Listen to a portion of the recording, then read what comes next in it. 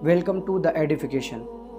आज की वीडियो में हम कोई बायोग्राफी नहीं पढ़ेंगे, बल्कि आज हम जिन्नात का बयान सुनेंगे कि ये जिन्नात क्या होते हैं, इनमें बुरे और अच्छे क्या होते हैं, ये सांप को मारने का हुक्म, इनसे बचने का हुक्म, इनसे बचने के तौर तरीके क्या हैं, ये सारी चीज़ें। सबसे पहले नाम से शुरू करते हैं। जिन लफ्ज़ का मतलब अल्लामा राग़िब अस्फ़हानी साहब लिखते हैं कि किसी चीज़ के हवास से पोशीदा होने को जिन कहते हैं, यानी कि जो चीज़ छिपी हो उसको जिन कहा जाता है। इसी तरह दिल को भी जनान कहते हैं, क्योंकि वो सीने में पोशीदा यानी कि छुपा होता है। माँ के पेट में जो बच्चा होता है उसको जनीन कहते हैं, क्योंकि वो भी दूसरों से पोशीदा होता है।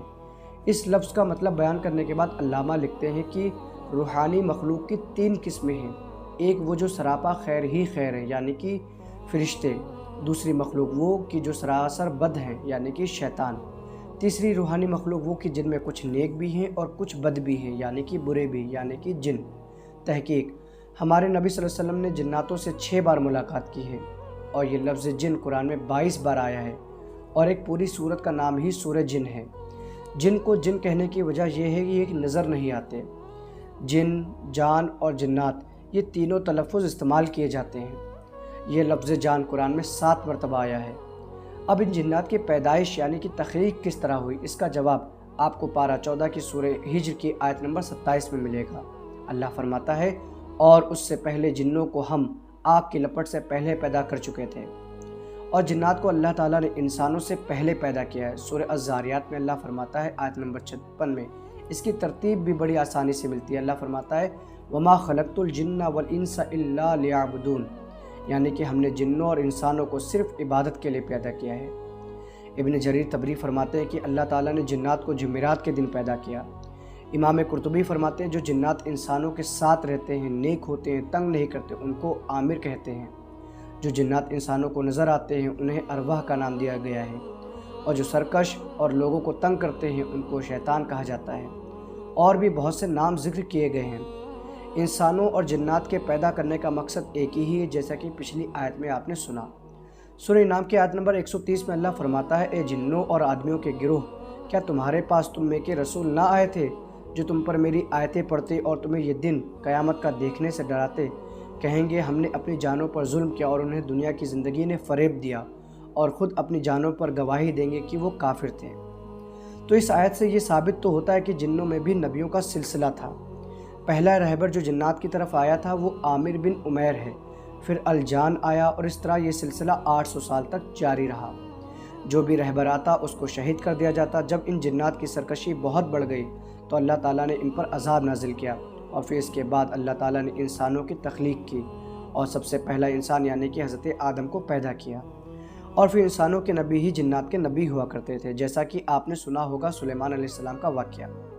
हमारे नबी इंसानों और जिन्नात दोनों की तरफ नबी और रसूल बनकर आए। इब्न हजर फरमाते हैं कि हुजूर से पहले जिन्नात में नबी और रसूल नहीं आए, बल्कि सिर्फ हादी यानी कि हिदायत देने वाले आते थे। काजी बदरुद्दीन भी इसी तरह लिखते हैं। इसीलिए हमारे नबी को सकलैन भी कहा जाता है। जिसने हमारे नबी से ईमान की हालत में मुलाकात की और ईमान ही की हालत में वफ़ात पाई हो, उसको सहाबी कहते हैं। तो जिन्नात में भी बहुत से सहाबी गुजरे हैं, जैसा कि सूरह जिन की आयत नंबर 13, 14 और सूरह अहकाफ की आयत नंबर 31 में जिक्र किया गया है। जिन्नात हमारी मस्जिदों में नमाज अदा करते हैं। जिन्नात कुरान पढ़ते हैं, सीखते हैं, सुनते हैं, जैसा कि सूरह रहमान में अल्लाह ताला ने जिन और इंसान दोनों से खिताब फरमाया है। इनमें से बुरे जिन्नात इंसानों को तरह तरह से बहकाते रहते हैं, मियाँ बीवी के दरमियान लड़ाई झगड़ा, बुरी बातों में दिलचस्पी दिलाना वगैरह।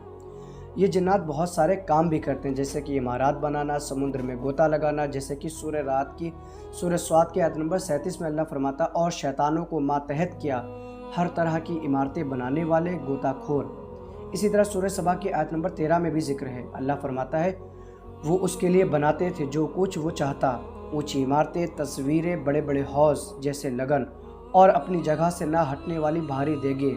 ए दाऊद के लोगों, अमल करो शुक्र के तरीके पर, मेरे बंदों में कम ही शुक्रगुजार हैं। इसी तरह सूरह नमल के आयत में अल्लाह फरमाता है, जिन्नों में से एक ताकतवर और लंबे चौड़े ने कहा, मैं उसे हाजिर कर दूंगा इससे पहले कि आप अपनी जगह से उठें। मैं इसकी ताकत रखता हूँ और मैं अमानतदार हूँ। खैर, लेकिन इंसान फिर भी जिन्नात से ज़्यादा ताकतवर हैं, जैसा कि सूरह नमल की आयत नंबर 40 में है। अल्लाह फरमाता है, جس شخص کے پاس کتاب کا علم تھا وہ بولا میں آپ کی پلک جھپکنے سے پہلے اسے لائے دیتا ہوں۔